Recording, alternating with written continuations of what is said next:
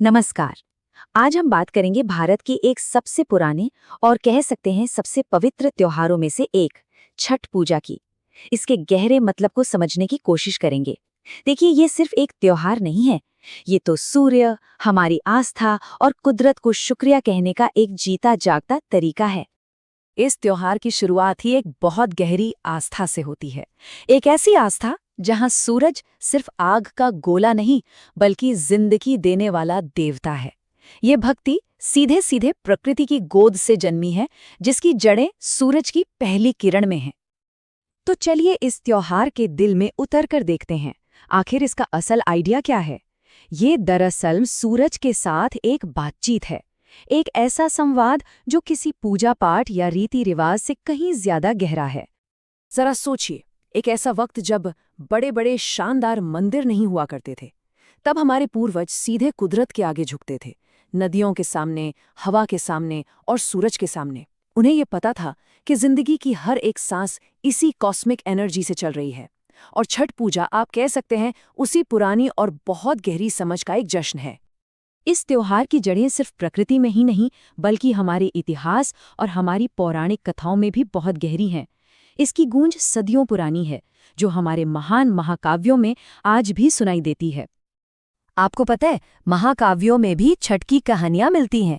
महाभारत के समय में कुंती और द्रौपदी ने अपने परिवार की सलामती के लिए ये व्रत रखा था। और रामायण में भगवान राम और सीता ने 14 साल के वनवास के बाद जब अयोध्या लौटे तो सूर्य देव का शुक्रिया अदा करने के लिए यही पूजा की थी। ये कहानियां बताती हैं कि ये पर्व कितना पुराना है। तो अब ये बात साफ हो जाती है कि छठ सिर्फ एक त्योहार नहीं है। ये इंसान की आत्मा और जिंदगी देने वाली उस ब्रह्मांड की शक्ति के बीच एक बहुत ही गहरा, खामोश संवाद है। अच्छा, हमने इसके इतिहास और फिलॉसफी को तो जान लिया, पर सवाल ये है कि ये पर्व मनाया कैसे जाता है। असल में ये 4 पवित्र दिनों तक चलने वाली एक बहुत ही अनुशासित साधना है। जी हाँ, पूरे 4 दिन। और ये 4 दिन सिर्फ कैलेंडर की तारीखें नहीं हैं, बल्कि ये सफाई, अनुशासन और समर्पण का एक पूरा सफर है। और इस सफर के हर कदम का एक खास मकसद है। ये सफर 4 हिस्सों में पूरा होता है। सबसे पहले नहाए खाए से तन मन की सफाई, फिर खरना से व्रत की शुरुआत, उसके बाद संध्या अर्घ्य में डूबते सूरज को धन्यवाद और आखिर में उषा अर्घ्य में उगते सूरज का स्वागत। चलिए इन चारों को थोड़ा और करीब से समझते हैं। तो पहला दिन है नहाए खाए। इस दिन जो व्रत रखते हैं वो किसी नदी या तालाब में नहाकर अपने तन और मन दोनों को पवित्र करते हैं। वो दिन में सिर्फ एक बार सात्विक खाना खाते हैं, जिसमें बिना प्याज लहसुन के बने चावल, लौकी और दाल होती है। फिर आता है दूसरा दिन, खरना। इस दिन पूरे दिन का उपवास होता है और सूरज ढलने के बाद प्रसाद खाया जाता है।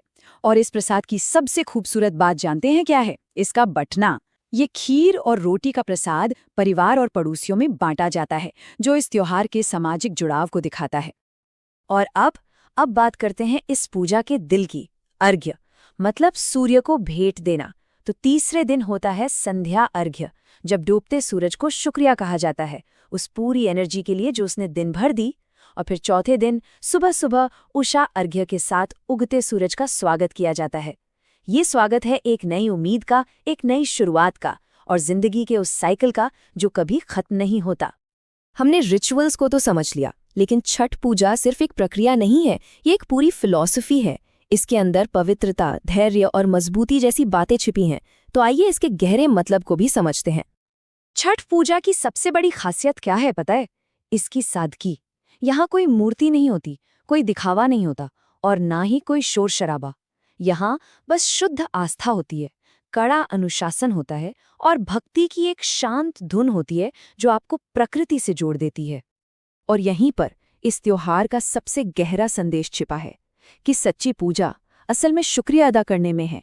ये हमें सिखाता है कि कुछ और मांगने से पहले जो हमें मिला हुआ है उसके लिए इस ब्रह्मांड को धन्यवाद कहना कितना जरूरी है। तो आखिर में छठ पूजा सिर्फ एक त्योहार नहीं बल्कि शुक्रिया अदा करने की एक यूनिवर्सल फीलिंग है। इसका संदेश किसी सीमा में नहीं बंधा है और इसमें हर किसी के लिए एक गहरी सीख है। जब हजारों दिए नदी के पानी पर तैरते हैं तो उनकी वो टिमटिमाती हुई रोशनी लाखों लोगों के विश्वास का आईना बन जाती है। उस मंजर में हर एक दिया एक प्रार्थना जैसा लगता है और पानी की हर लहर एक आशीर्वाद जैसी। तो इन सभी रीति रिवाजों और इस गहरी आस्था के बाद ये पुराना त्योहार हमें आखिर में क्या याद दिलाता है? वो कौन सा एक आखिरी संदेश है जो हम सबको अपनी जिंदगी में उतारना चाहिए? इसका संदेश है तो बहुत सीधा सा, लेकिन बहुत गहरा है कि जिस रोशनी को हम बाहर दुनिया में ढूंढ रहे हैं वो तो हमेशा से हमारे अंदर ही थी। ये जो बाहर के सूरज की पूजा है ना, वो असल में अपने अंदर के सूरज को जगाने का एक सफर है। और बस यही है छठ पूजा का असली मतलब, आत्मा का जश्न और शुक्रिया कहने की वो भावना जो हमें जिंदगी से जोड़े रखती है।